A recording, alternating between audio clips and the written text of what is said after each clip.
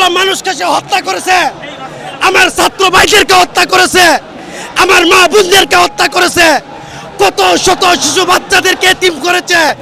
এই স্বৈরাচার আজকে পলায়ন করতে বাধ্য হয়েছে। তার পরিণাম কি হয়েছে?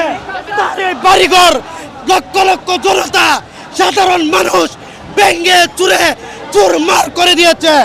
দুনিয়াতে আজ পর্যন্ত যত স্বৈরাচার আসবে, আগামীতে আসবে, অতীতে আসছে, সবার জন্য উচিত শিক্ষা হয়ে দাঁড়াবে।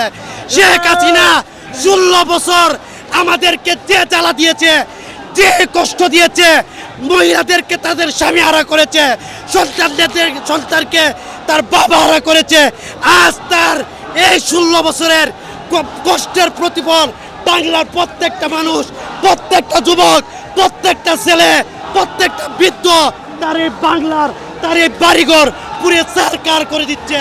ইনশাআল্লাহ সামনে থেকে যারাই স্বৈরাচার হবে তাদের ঘর বাড়ি, তাদের এই অস্তিত্ব এই বাংলার জমিনে টিকবে না ইনশাআল্লাহ।